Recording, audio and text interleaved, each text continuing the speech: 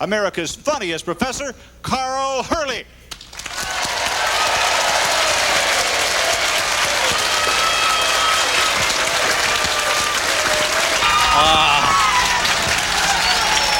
Sit down, sit down. Sit down. Thank you, thank you. Oh, thank you so much. Thank you, that is so nice. I can't tell you how I appreciate that. You know, it's so hard to stand here and act modest when I don't feel it in my heart. You know what I mean? But oh, it is so good to see you. And if I had known you were coming for sure, I would have prepared something. I really would have. Oh, goodness, it's such a great crowd. And I am so thrilled to see so many friends and kin folks. I thought that a lot of my kin folks from East Bernstadt were going to be here. Some of them couldn't make it. My Aunt Mavis, my Uncle Arlo, my cousin Eldine, they were all wanting to come, but they couldn't make it. My Uncle Arlo he's getting a little hard of hearing, really. My Aunt Mavis has been trying to get him to go to the doctor to get something done about it, but he won't do it. He's saying he's already hearing much more than you can understand already. But I had to run back up there this afternoon. I thought he was in trouble. I'd heard he'd had a bomb scare, and I ran back up there. And what happened? He got bombed and was scared to go home. Yeah. Oh, Lordy. Oh, so everything is okay, and it's good to be here with you. I thought what we'd do this evening is just tell each other some stories, and if it's okay, I'll go first. Oh, because this is all I do, is eat and talk. That's the truth. Just travel all over the country. I don't know what in the world I'm going to do, though, the eating. My wife told me the other day, said, if you gain 1 more pound, I'm going to have to let out the shower curtain. It's awful. I'll eat a big bowl of something just to see if I like it. And people are always pointing it out to me. I'll tell you, honest, true story. Last week I was speaking in Little Rock, Arkansas, and I was checking into a hotel, and a big convention was there I was going to speak to, the next day. And the lady at the desk told me, said, all the rooms are given away. Said, you're going to have to share a room. I said, that's okay. I'm just going to speak to this group in the morning and get right out of here. She said, I wish you would share with that fella over by the door. And I looked over there, and a fella about my height. Tummy looked about like mine. I said, okay, I'll share with him, but why him? She said, y'all can tie each other's shoes.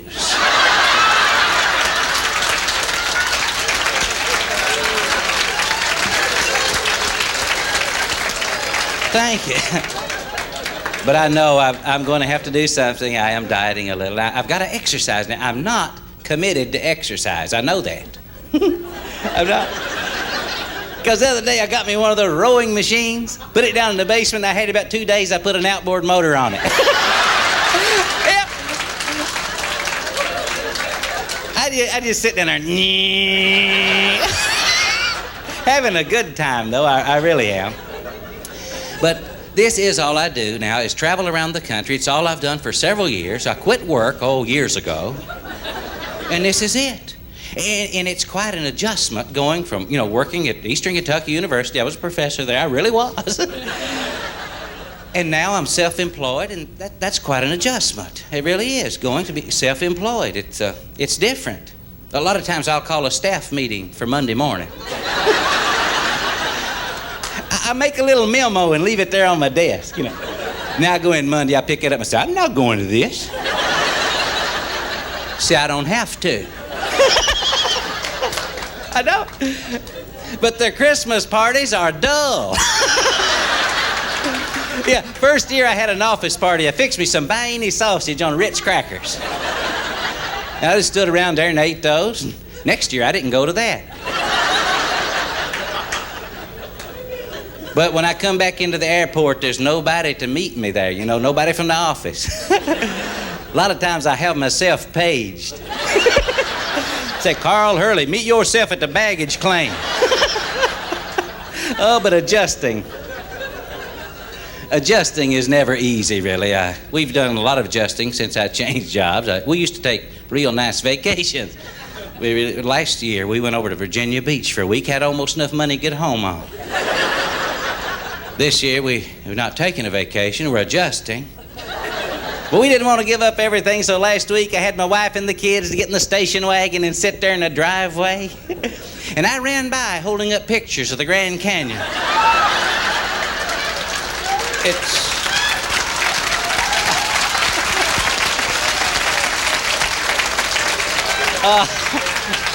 It's not like being there. We're just adjusting. But you know, I have a friend up at East Bernstedt that's adjusting. He has come into some money recently, and he, like most of us up there, he'd never had a lot of money. But he has come into it recently, and he is having some trouble. Said someone heard him the other night. Well, he and his wife were in town there going into a restaurant to eat. And she said, when we get in there, said, you order the most expensive thing on the menu. Said, order it real loud so everybody can hear what we're having. So that old boy got in there and held the menu up this way, and he hollered at the waitress, said, bring me $50 worth of scrambled eggs.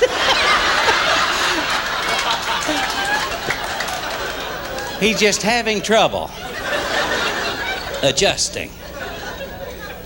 Oh, but I tell you, it's all the change that's taking place in the world. It causes us to have to adjust constantly. It really does. And it causes us to have a lot of understanding of each other. That's one of the things I've noticed in my life. It's been full of change, full of adjustment, but the understanding of each other really helps. It's not getting any easier. Well, it reminds me of what happened to Mavis and Uncle Arlo the other day. They were sitting out on the porch. They are getting up in years now, and they were just sitting on the porch the other evening, just rocking. She looked over at him, and she said, you know what I'd like to have? He said, what? She said, I'd like to have a big bowl of vanilla ice cream. She said, vanilla ice cream with chocolate syrup on it. He said, boy, that would be good. Said, I'll go down to the store and get us some. He got up out of his chair, and he started off. She said, that's vanilla ice cream and chocolate syrup. He said, okay. She said, write it down. He said, I don't need to write it down. She said, with your memory, you need to write it down. He said, I can remember vanilla ice cream and chocolate syrup. About 45 minutes he was back, he had 2 ham sandwiches. He handed her one of them. She looked in it. She said, you dummy, I told you to write it down. Said, I wanted mustard on mine.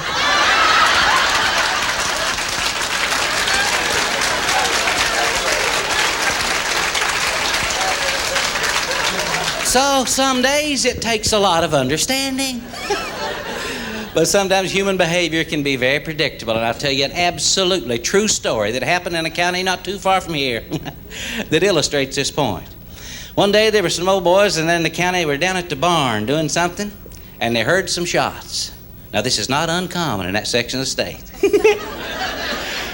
And they looked up, and here coming through the field was an old boy they called Buckshot. Big old long tall boy, legs ran all the way to his shoulders. And he was the local bootlegger. And the sheriff was after him. That's who was shooting. That was not uncommon either. Well, Buckshot ran in the barn, and he told those boys, said, where can I hide? Said, the sheriff's after me. They said, get in the stall here, and we tell him we haven't seen you. Well, he hopped in the stall, and he proceeded to climb over a 7-foot wall. He thought he'd get out of the back of the barn and run away. When his feet hit the ground, they heard him squalling. He had jumped down in a lot with the meanest Jersey bull you have ever seen. They ran to the door, and there going through the field was Buckshot and the bull right after him. When he got to the other side of the lot, he cleared a 7-foot fence. Never touched a wire. About that time, the sheriff was coming in the barn. He said, have y'all seen Buckshot? They said, no. Said, we haven't seen him. One of them said, anyway, this is private property. What are you doing in here? He stuck his badge out. He said, this badge says I can look for him any place in this county. They said, well, he went over the hill there.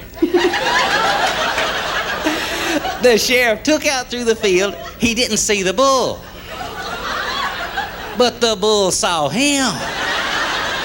And he was coming back to the barn running as hard as he could, and he was hollering, open the door. One of the old boys stuck his head out and said, show him your badge.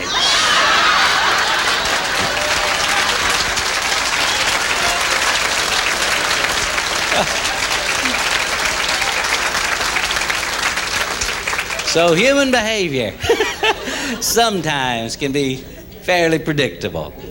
But as our world changes faster and faster, it causes all kinds of problems. It really does. One's in the area of communications. And that's why it's so important to get together this way, get to know each other, have a good time with each other. It helps with communications. It really does. And it's not getting any easier.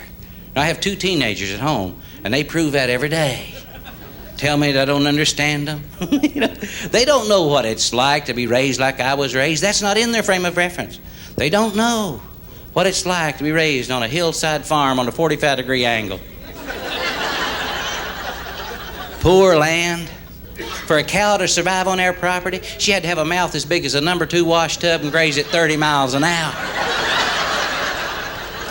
They don't know about that kind of thing. They really don't have a deep appreciation for money either. My daughter going off to college next year, this is absolute truth, came to me the other day. She said, "Now, Daddy," she talks that way too. She said, "I need some pencil, some paper, and $50,000. And that's the truth. It's how they think. Now, my son, 15, wants a car more than anything else. Girls and cars. Cars are first. I called home the other day. I was speaking over in North Carolina, and I called home, and Chad got on the phone. He said, "Dad," I said, "I found me a car." He said, "It's $125. I knew it couldn't be much. I said, "Chad, that's not much money." He said, "It doesn't have any wheels." I said, "But Chad, it needs wheels." He said, "No, it doesn't. It doesn't run."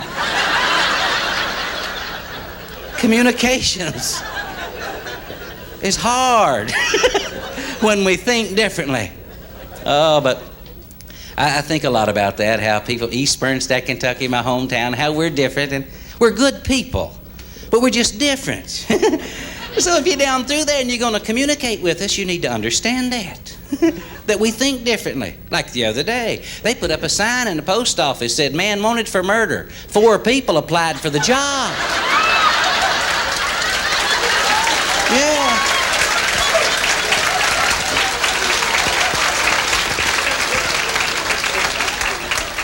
One old boy said, "Yeah, I kill him." It's just a different way of thinking. Well, I was back down through there, and I saw, as I went into town, I saw how we're different. Saw a fellow standing out by the road feeding a shoat. Now, you know what a shoat is? Pre-adolescent pig. And this was just a little Hummer. And the way he was feeding it's what was amusing. He was holding it up and letting it eat apples out of a tree. He'd stick that pig up and he'd get it an apple. He'd let it chew it up and swallow it, and he'd let it get another one. And I thought that was an amusing way to feed a hog. I said, "Say, buddy." He turned around and I said, "Isn't that terribly time-consuming?" He said, "What's time to a dumb hog?"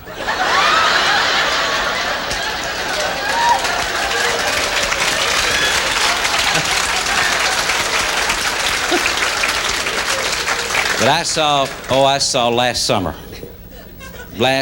something happened right here in Lexington that illustrates the problem in communication. A friend of mine from East Bernstein was down here. He went in a pet shop and he found himself a talking parrot. Now, he'd always wanted one of those, and he bought that bird and took it home with him. Well, about a week, he was right back at the shop, and he told the fella, said, "My parrot quit talking." The fella said, "Well, I think I know the problem." Said, "Its beak, the part there on top, it hangs down." Said, "That gets too long."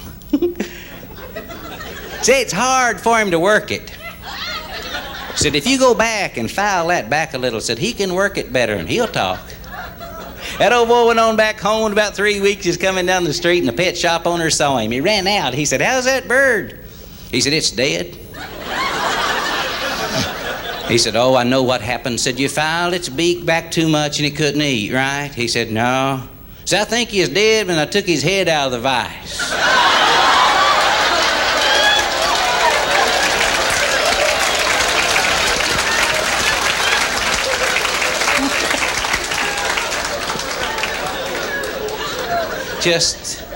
Just a problem in communication. Well, it happened to me last November. In this business I'm in now, making speeches and doing seminars, go all over the country, sometimes out of the country. And I was doing a seminar in Cancun, Mexico. Now, if you've never been there, that is a fine place. Oh, the sand is white and beautiful. The water is blue, just as clear as a crystal. And I did my seminar, had it all done. I had all Saturday afternoon free. And I was standing there on the beach, and the old boy walked up to me, said, "Do you want to snorkel?" I said, what are you talking about?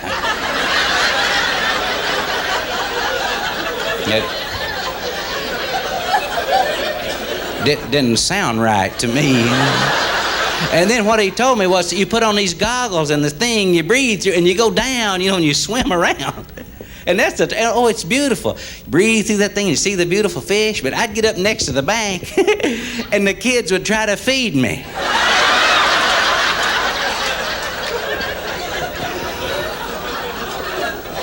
It was not in my frame of reference. But I saw the communication problem pop up back when I was just a little bitty fella up at East Bernstead. I was up home one day, there at town. Saw a fella coming down out of the woods in his pulpwood truck. Been up there cutting pulpwood. He was coming right back in, the edge of town, big old 2-ton truck. Got right in front of the veterinarian's office and ran over a cat. Yeah, that disturbed him. He ran in the doctor's office. He said, "Doctor," said, "get out here as quick as you can." Said, "I've run over a cat." Doctor said, "What does it look like?" He said, "It's about that thin and about that long." He said, no, I mean, what did it look like before you ran over it?" He said,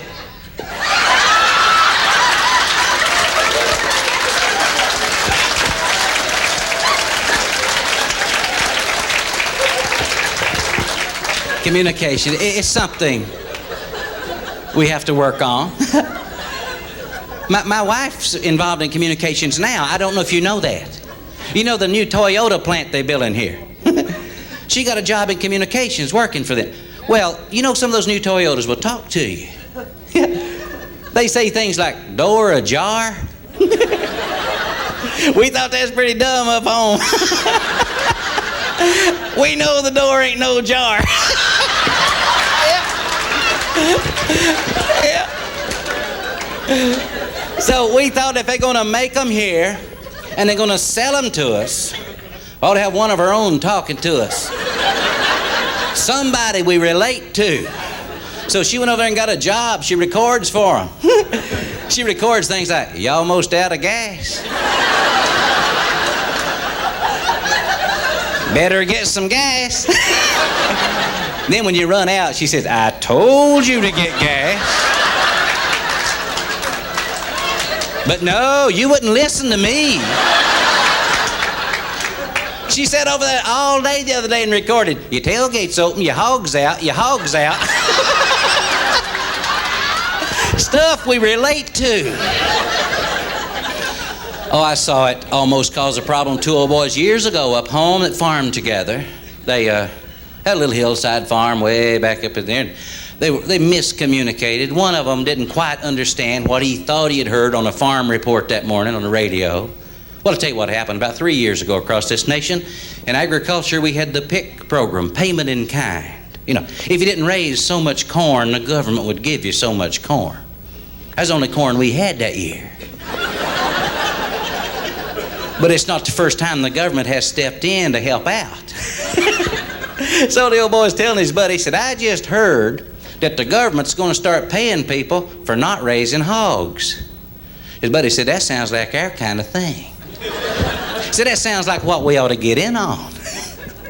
So they did whatever you had to do to get in the program, whatever kind of papers you had to fill out, and they got in the program. And they had some problems to solve immediately. One of them said, "How many you reckon we ought not raise?"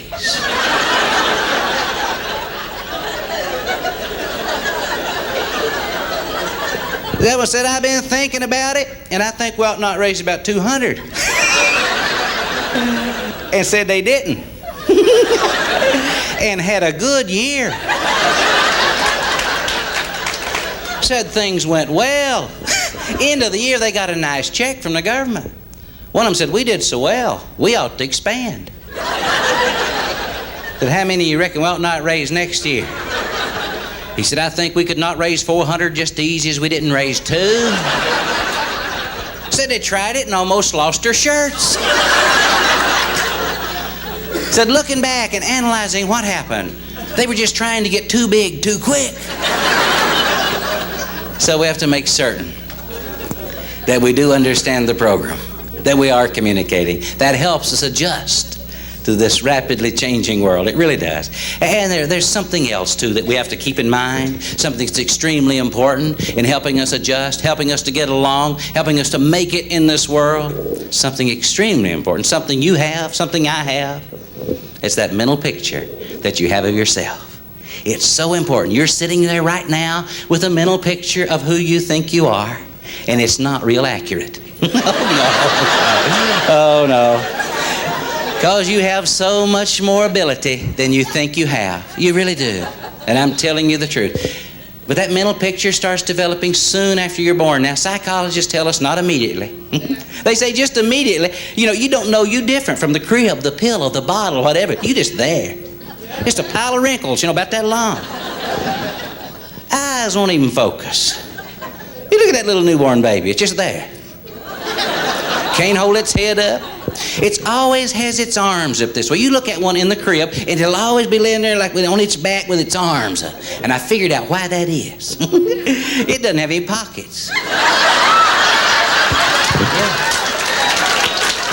Yeah.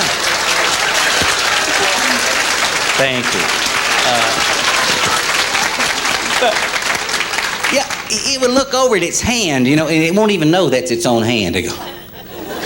Now, it'll always have its tongue out, too, and I don't know why it does that. But it'll be trying to get its eyes to focus. It won't even know that's its own hand. But it's not long before it starts saying, hey, that's my hand, that's my foot, I'm somebody. It doesn't know those words.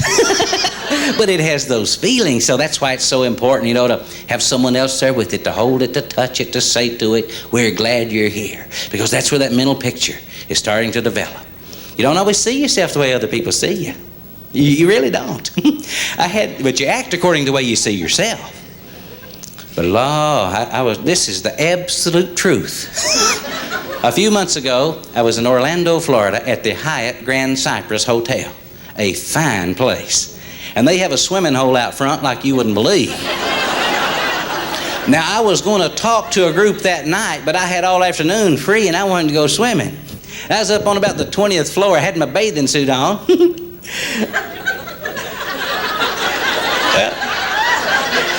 A lot of people thought I was naked, but my belly fell down over my suit and it just looked at me.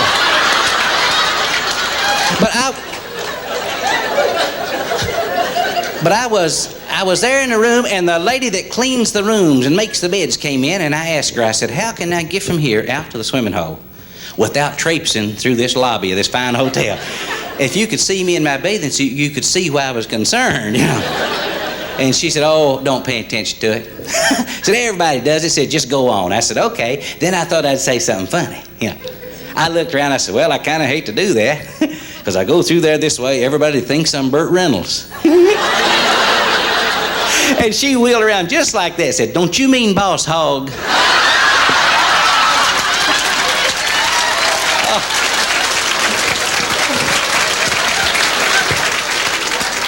And I looked in the mirror, and she was right. I do look more like Boss Hog with my bathing suit on.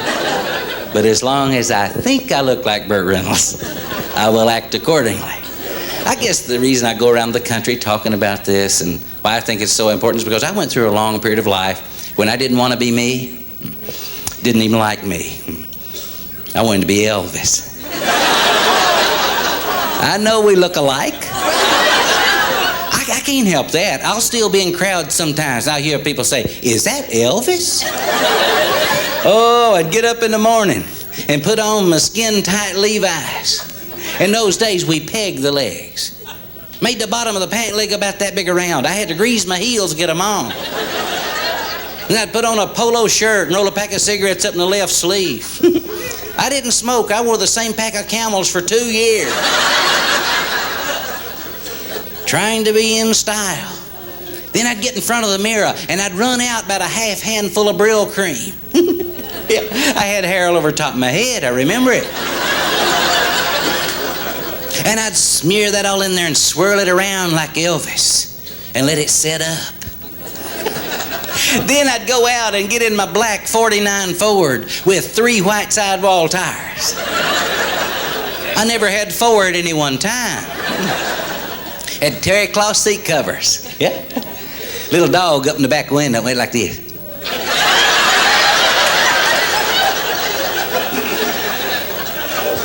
Then I'd go off into London, Kentucky, and I would drive round and around the Dairy Dart drive-in restaurant. Have one arm out the window, another hand on the knob. I'd take one spark plug wire off so it'd run kind of rough.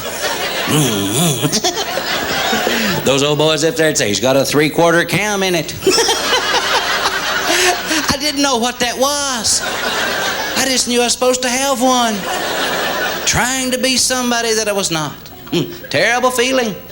You can't accomplish very much in this world when you have those negative feelings toward yourself. You really can't. I got to be 20, 21 years old, started noticing girls. Yeah, I was a little slow. I couldn't ask a girl to go out with me, no way. Because of a negative self-concept. First time I ever did that, it was a traumatic experience. I went up to her and I said, would you go out with me? She said, no. I said, I don't blame you.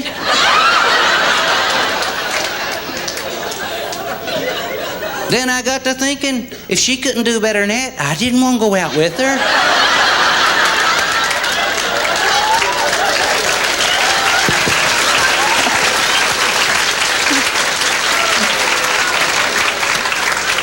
So you see what a shape you can get in with negative thinking. You really can. Oh, I guess when you're my age, if you have that negative self-concept, it comes from the way you were treated many times. The way you were treated when you were very, very young. I had some bad treatment. I don't usually tell this, but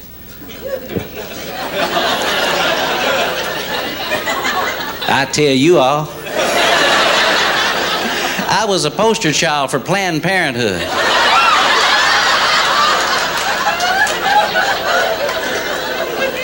That'll gnaw at you.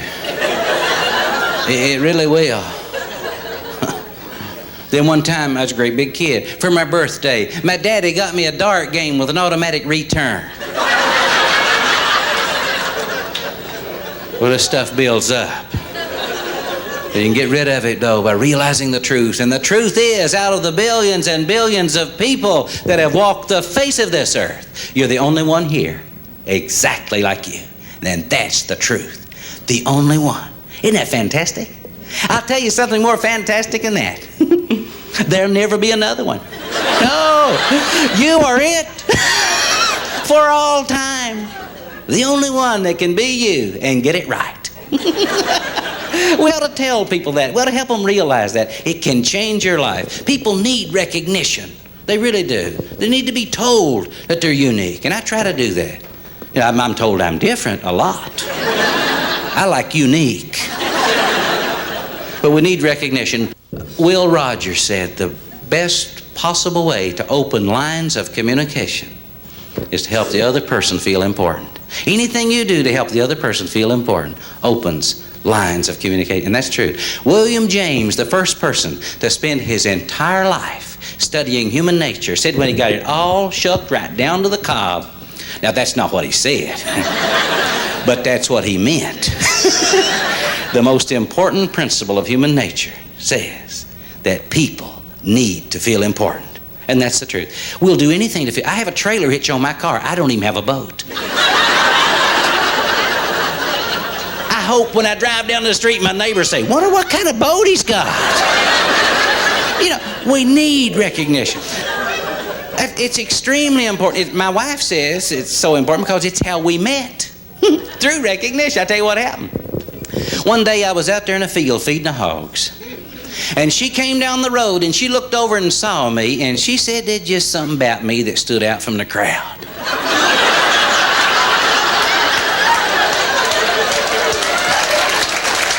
Oh, thank you. I was different. Oh, recognition can come to us so many ways. I remember years ago in Laurel County, county fair. They had a big prize-winning bull, and oh, he was something else. People were coming from all over to see that bull. A fella came in there one evening with his wife and 15 kids. It cost about $2 to see the bull, 50 cents for the kids, and that was a lot of money with a crowd like that especially. He said, with a crowd like this, could I get some kind of cut rate? The fella said, I don't know, I'll go see. Just in a minute, they came back with a fella that owned the bull. He said, are you the man with the 15 kids? He said, yes, I am. He said, we want the bull to see you.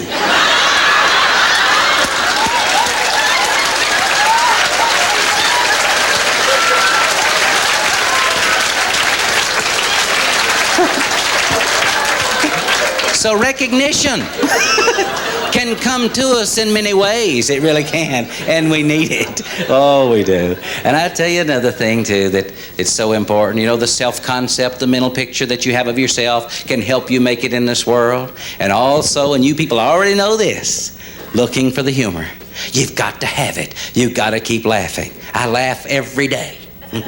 I don't know why, but you've got to have it. I think that's what got us through where I was born and raised, the finest people in the world. But see, I grew up at the edge of the Appalachian Mountains at the end of the Great Depression, but we didn't know that it was over, you know. And the humor got us through. Great storytellers. We'd gather up at people's houses in the evening and tell ghost stories and then get afraid to go home. I remember one night we were sitting around telling these stories about a house that was haunted way down the road there. And this one old boy there in the crowd laughed that he wasn't afraid of anything. He was tough. We bet him $10 he wouldn't spend the night in that house. Now, we didn't have the money, but we knew we weren't going to lose it. Well, he bet with us. We picked out a night when he was supposed to stay all night. And a bunch of us got there early. Got up in the attic and waited for him. The old boy came in, you could see him looking around. He built him up a fire in the fireplace. We waited, it got good and dark. And we got to kind of rattling around upstairs. Got his attention. And then in a few minutes, we let him get worked up real good. Then somebody did something that really scared him. I don't know what it was, but he hit a screen door and the hinges flew all the way out in the yard, and he was gone down the road. We didn't see him for 3 days. One day we were down at the store there, and he was coming back up the road. Somebody ran out and said, where have you been for 3 days? He said, mostly I've been coming back.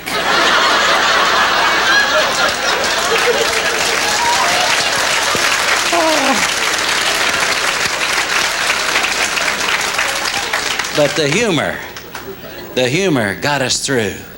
And the great stories that you could hear sitting around the fireplace. And also we remembered too that things are not always the way they seemed. It might seem like we were poor, but we weren't. We had each other. We had close-knit families. We cared about each other. We had plenty to eat.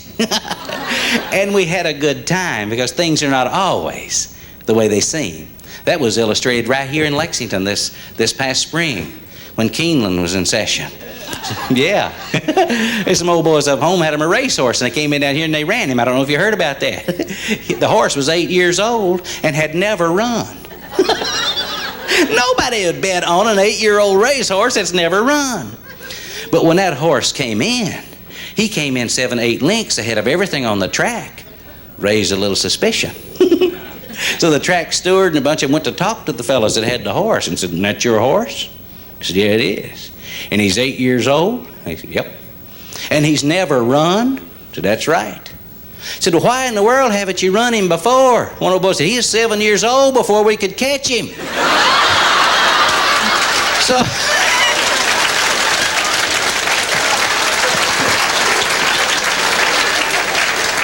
things are not always the way they seem. Oh, man. Well, my neighbor up there illustrated that some time ago. He had an old dog he called Old Tiger. The Old Tiger did not live up to his name. He just laid out there under the shade tree most of the time. The only time that dog ever got excited, the neighbors had a great old big yellow tomcat. And he hated that cat with a passion, and the feeling was mutual. Well, one day this old boy was walking down the railroad track with Old Tiger, and they turned around the bend, and there was that cat. That dog and that cat got into it like you wouldn't believe. A train was coming. He hollered at Old Tiger, but he didn't hear him. And just as the train got there, the cat jumped free Well, you know what happened to old Tiger? Well, the old boy was down at the store the next day or two and saw his buddies. He said, well, we heard about what happened. Said, I know you miss old Tiger. He said, yeah, I do. But he said, what bothers me the most is that he left this world thinking that cat's what got him.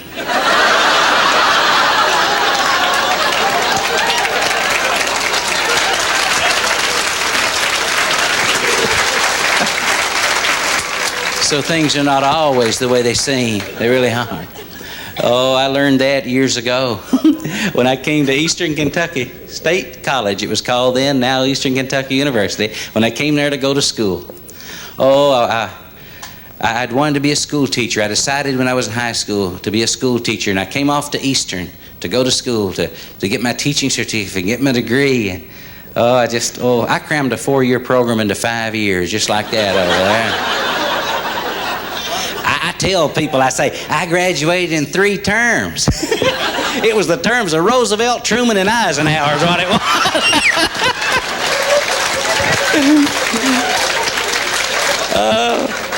And I was going to be an industrial arts teacher. Yeah, going to teach industrial arts. And I graduated, got my first job in a brand new junior high school. Not too far from here. And lo, I knew what I was going to do. See, in industrial arts, when people go through our classes, they come out having a deep appreciation for industry and its place in our culture. That's what it said in the book. It did. And I thought they would do it. I really did.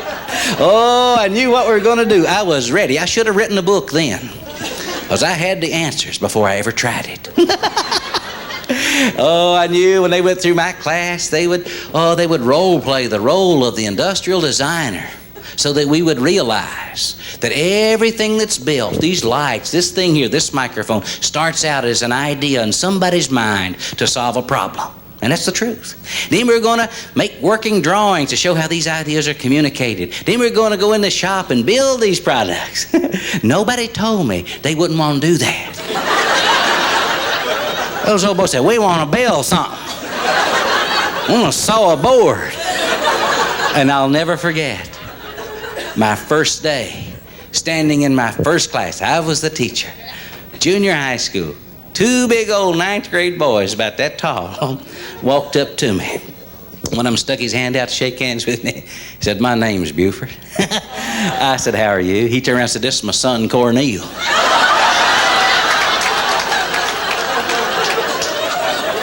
It's not what I expected. I had some more adjusting to do. You have to see the humor. But when I first got there to Eastern, I had at one time in my life considered a military career. Then they told me we wasn't in that bad a shape. But I got into ROTC, Reserve Officers Training Corps. I was doing fine, had a new uniform. Oh, and our teacher started telling us that the general was coming for an inspection. But I don't know if you know this or not, but along the banks of the Rockcastle River where I was raised, we didn't have many generals. I had never seen a real live general. Boy, they got us coached. They said the day he's here, everything better be right. It better be ship-shape. Oh, they got us overworked. The night before he came, I put a crease in everything you could get an iron on.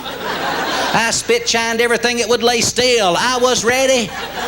And I'll never forget it as long as I live. The next day, I had my uniform on looking sharp, and I was standing with my back to the sidewalk, holding my books this way, talking to my friend of mine. I heard something behind me, and I looked around. There, not more than 3 feet away, was the general. All I could see were those stars. There was a colonel on each side of him, a couple of captains in the back, and they were coming down that sidewalk in formation. My training took over. I snapped to attention like you wouldn't believe, and I started to salute. I never got my hand over belt buckle high.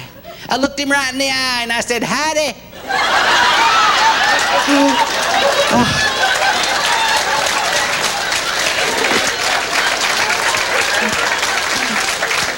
I knew it was wrong as soon as I did it. But I was just frozen there. See, on the banks of the Rockcastle River, when we want to give you proper greeting, we don't say hello. We don't say hi. We say howdy. You could tell the old boy hadn't been greeted that way much. One of my teachers was a captain right in the back of that formation, and he looked around at me with that look like, you ought to come and see me in the morning. Next morning at 8 o'clock, I was in his office. He said, you could have been court-martialed, if you'd been in the regular army. I said, that's right. That's why I'm here. And he taught me a great lesson. He knew that I was not doing it on purpose, and he had compassion. He said, just don't do it anymore. You were trying to do what's right, and you just messed up. But I learned that things are not always the way they seem. But I know this world is going to continue to change. It really is. And we will have to keep adjusting. We really will. But I met a fellow a few years ago up home that was the most flexible individual I've ever known. He could meet a new situation head on and adjust almost instantly. Met him because we were trying to be like other people. Now, you shouldn't do that. You should be yourself. But, in those days, we wanted our town to be like other towns. One fellow said, we want a one-way street sign, said other towns have them. Ours caused a problem. We all got out of town, couldn't get home.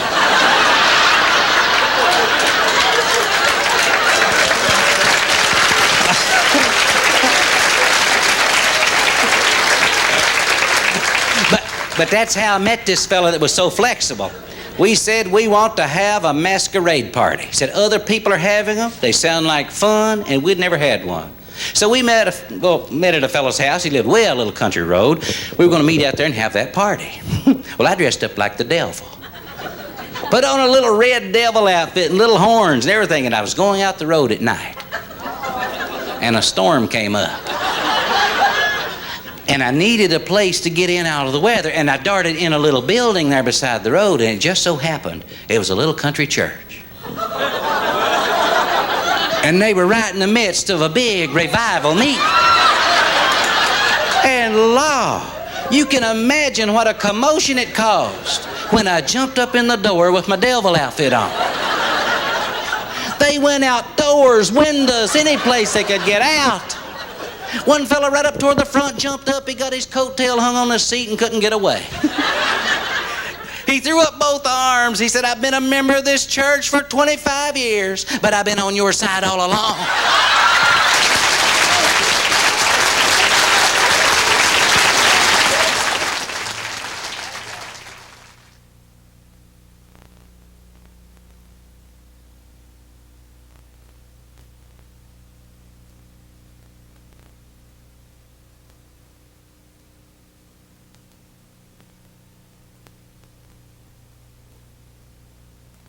For information about scheduling Dr. Carl Hurley for a speech or seminar, contact McKinney Associates, Post Office Box 5162, Louisville, Kentucky 40205, or call 502-583-8222.